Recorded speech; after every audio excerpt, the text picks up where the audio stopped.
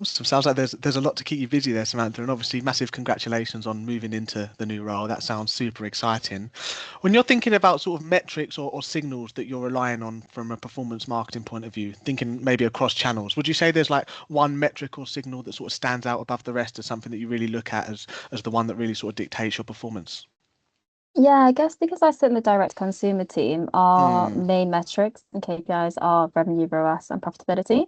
But hmm. as you know, everything across marketing is a Absolutely, for full sure. funnel journey. So that's where the relationship building comes in, right? So we have to work Hmm. really, really closely with other divisions, other teams, other stakeholders across the business to really drive the consumers from Mm, top of funnel all the way down to conversion. So whilst I'm very focused on that conversion side of things, I know that I wouldn't get to the media efficiencies without everyone else who drives the awareness, the traffic, the demand absolutely. generally. So it's, I would say I play a good part of the journey, but it's still very much still a team player game.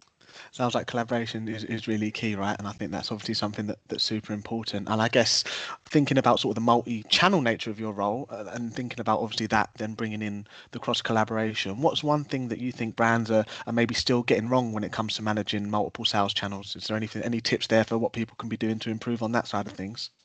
I think the reporting generally is very, very tricky for all businesses. There's never really Mm, one source of truth, right? And I think there's a lot of businesses, including our own, where we don't always get the reporting right. And yeah, I think we look at attribution from almost like a last click perspective sometimes, which obviously hmm, isn't the best way of doing of marketing course. just generally. Yeah. So obviously I look after things like paid search and paid social, two channels Mm, which work very, very well together, but one obviously gets attributed a lot more than the other. for So sure. it's very difficult to allocate your budget. It's very difficult to, I guess, tell that narrative and that story to the business to be able to invest more in certain channels because of the way that we do Mm, report. And I guess like the biggest tip I'd give any sort of business in that case is just to continue to like test and learn, I suppose. Like, hmm. how much more can you give to another channel to be able to drive either the same amount of efficiencies or even more revenue or profitability to the business? So Mm. yeah, it's a constant sort of like test and learn journey, I would say. But I'd say that's probably the one thing that I wouldn't say businesses get wrong, but it's definitely very Mm. tricky, very, Okay, very tricky to interesting. manage. Yeah. I guess thinking about those channels, obviously at the event you'll be joining us to discuss marketplaces, and obviously that's one of the channels that people are working within. Can you give us a little bit more insight into some of the success and how you're driving some success in the marketplaces space ahead of that panel? Yeah, so I guess TikTok Shops is one of our, I Hmm. guess, babies that we launched in the UK. We launched in Q4 in 2025. Mm, Still a big sort of learning curve for us. It's completely new as a market space generally, and we haven't got the right recipe. But I think even launching that last year was a big achievement for all the teams, and just having mm, that huge collaboration amongst the UK teams to drive that all the way from setting up logistically all the way through to commercial right the way through to marketing and obviously across all that is the finance and the legals that come mm, come with it as well, right? So yeah, I think with that, I guess there's definitely opportunity for that to be a success. You see the likes of the L'Oreal, for example, Shark absolutely. Ninja, they're Mm, really, really utilizing the likes of TikTok Shop. And whilst it is a crazy marketplace where it's very difficult to manage, it's sometimes quite manual, it's mm, also an opportunity where we can drive a lot of volume just generally, but it really depends on kind of what your business's KPIs are. for Because if sure.